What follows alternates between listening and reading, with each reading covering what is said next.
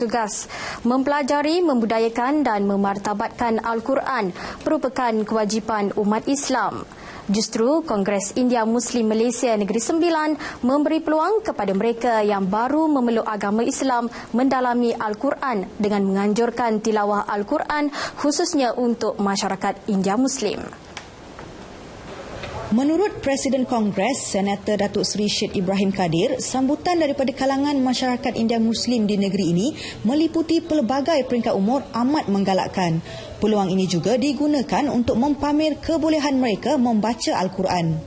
Satu yang kita suka pasal apa, bila mereka ini dia belajar dengan Al-Quran ini semua pun, mereka ini memang tumpukan banyak masa dalam maktabah ini, dan dia tak perlukan dia keluar dan dia bercampur dengan budak-budak yang jahat, gejala sosial ini, begitu ketara sekarang ini. Saya fikirkan dengan ada ini boleh menggunakan kegiatan mereka lah daripada luar itu. Katanya, penyertaan tahun ini adalah seramai 600 peserta berbanding 40 orang sebelumnya. Ketua Hakim Tilawah Al-Quran, Ustaz Muhammad Jamalul Lail Hassan, mengakui banyak perubahan dilihat pada peserta sekarang berbanding di awal penyertaan. Hakiman kita mengikut kepada dari segi tajwid, yang pertamanya, yang keduanya dari segi fasahah, iaitu kelancaran bacaannya, yang ketiganya dari taranum dan suara. Program ini amat baik untuk khususnya kepada mu'allaf ataupun India Muslim ataupun masyarakat ataupun saudara baru kita. Untuk program-program ini untuk penambahbaikan ilmu-ilmu mereka ataupun daripada segi bacaan mereka.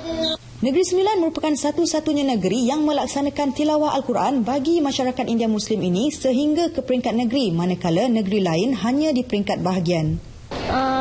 Kepada cikgu dengan mak ngayah, belajar taranum dengan tajwid. Susah nak kuatkan suara. Daripada umur darjah 2. Mak cakap buat sungguh-sungguh. Harumkan nama mak ngayah. Konsert Cat Lempung Extravaganza Anjuran Jabatan Kebudayaan dan Kesenian Negeri Sembilan JKKN yang melibatkan penyertaan artis dari negara Indonesia adalah sebahagian daripada usaha menyebar luas muzik tradisi tersebut ke peringkat global. Ia bukan sekadar untuk memelihara muzik tradisi tersebut, malah memberi elemen segar dengan pelbagai perubahan dan rentak baharu agar terus relevan dan mampu menarik minat generasi muda. Konsert Cat Lempung Extravaganza kali ini menampilkan kelainan dan inovasi kepada muzik Minang ini dengan menampilkan artis luar negara Rin Band dari Indonesia. Pengarah JKKN Negeri, Muhammad Razi Omar berkata, inisiatif tersebut sekaligus dapat mengetengahkan muzik yang menjadi identiti negeri ini ke peringkat antarabangsa. Saya dapat juga informasi daripada Indonesia bahawasanya lagu Cat Lempung ini telah dimodernkan lebih advance daripada kita. So sekarang ni usaha kita bagaimana kita jadikan Cat Lempung ini, di samping kita mengekalkan tradisi dia, dan Cat Lempung ini kita boleh bawa ke peringkat yang lebih luas lagi, barangkali bila lebih ke peringkat antarabangsa lagi lah. Bagi pemain solo Cat Lempung, Razaidi Abdul Razak, perubahan dan inovasi itu turut memberi cabaran kepada beliau untuk mengikut rentak baru yang diubah sesuai kepada rentak jazz. Dia punya kiki dia berubah, tradisional dia main macam relax-relax macam tu kan. Ini jazz kena tangan dia kena silang-silang. Perbezaan dia, cara dia bermain, key yang dia pakai dengan Cat Lempung Malaysia dengan induk lain, kedudukan dia tu kita boleh follow tapi makan masa sikit. Gabungan lagu-lagu moden dan tradisional seperti Anak Bocek, Minah Gadis Dusun, Ronggeng Pacitan, Aku Juga Manusia dan Flight of the Bumblebee ternyata dapat memberi nafas baharu kepada lagu-lagu tersebut, malah berjaya memukau semua penonton yang hadir. Bagi pengurus Rin Band, Dah Nelly Sofni pula, langkah yang diambil bertepatan dengan usaha membawa generasi muda menghayati semula lagu-lagu tradisi.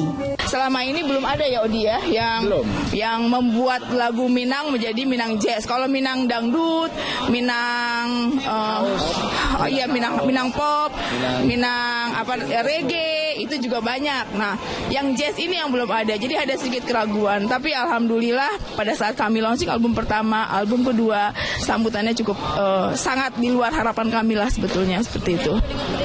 Pesta menjala ikan yang dikenali sebagai Tobek Godang atau bermaksud kolam besar terkenal di kalangan masyarakat suku Seri Lemak Minangkabau. Namun kini ia berjaya mendapat penyertaan masyarakat luar walaupun sebahagian acaranya memerlukan kemahiran tersendiri. Wartawan Siti Syafiah Arifin berpeluang mengikuti kemeriahan acara tersebut. Lebih 300 ahli suku Seri Lemak Minangkabau menyertai pesta ini yang diadakan di Kampung Sikai Seri Menanti. Tradisi ini dahulunya merupakan satu aktiviti keluarga namun kini turut dimeriahkan dengan penyertaan masyarakat luar. Menurut Buapak Seri Lemak Minangkabau, Abdul Latif Muhammad Ali, Pesta Tobek Godang pernah menarik minat bekas Perdana Menteri kedua Allahyarham Tun Abdul Razak Husin pada tahun 1967 yang mahu agar nama dan sambutannya dikekalkan. Nama Tobek Godang ni tak boleh dipadamkan. Ini dah pesan Ruatul Razak yang ada. Ada dah pesankannya, nama Tobek Godang ni jangan ditukar-tukar, jangan diluputkan. Tobek Godang memang besar. Kecil Tobek. Bawah ada Tobek tu kolam. Bawah pada kolam Tambun nama dia. Tobek ikan juga. Ujarnya, kali terakhir pesta ini diadakan adalah 8 tahun dulu menyebabkan peserta kali ini lebih teruja untuk menjala, tambahan pula saiz ikan juga lebih besar. Pesta yang telah diperkenalkan sejak 1950-an ini memberi peluang kepada kaki jala untuk merasai sendiri pengalaman menjala ikan di dalam kolam serta mampu mengeratkan ukhuwah dalam kalangan penduduk dan peserta. Katanya, Tobek Godang ini mempunyai kedudukan strategik dengan 2 mata air di penjuru kanan dan kiri kolam menyebabkan ia tidak akan kering walaupun musim kemarau. Bezo kolam dengan sungai lain lah. Sebelum ni kolam ada juga. Tapi tak bosan macam ni, tak bosan macam Tobek Godang ni. Kolam-kolam beso lah kan. Tapi Tobek Godang ni, kium cabar ni bosan kan. Kalau kita masukkan bosan ni ikan ni. Kalau ada 13 tahun, bosan mana ikan ni. Aku tak bosan budak. tak sehebat ni lah. Tak sehebat ni, apa bezanya kat sini dengan tu? Ramai seronok, meriah. Ikan apa besar-besar. Dah lama simpan ni kan. Mungkin cabaran dia. Cabaran lah, kena langgar ikan bengkak kaki. Di kopet ada ni tadi berdarah. Selut, lumpur banyak ni dalam. Payat ni payat pinggang. Lagi susah. Apa je pakai susah? Apa yang susah tu? Banyak lumpur air dalam. Banyak kena langgar kayu, sakit. Aktiviti menjala ikan di Tobek Godang ini dilakukan setiap 2 tahun sekali dan aktiviti ini sebagaikan sebuah pesta apabila lebih daripada 300 orang peserta sanggup turun ke dalam kolam ini untuk menjala ikan dan juga untuk mendapatkan pelbagai jenis ikan antaranya ikan subarau, ikan patin dan juga ikan talapia untuk dijadikan hidangan dan juga untuk dijadikan sebagai satu tanda kepuasan kepada mereka untuk dibawa pulang. Syafiah Arifin untuk RTM.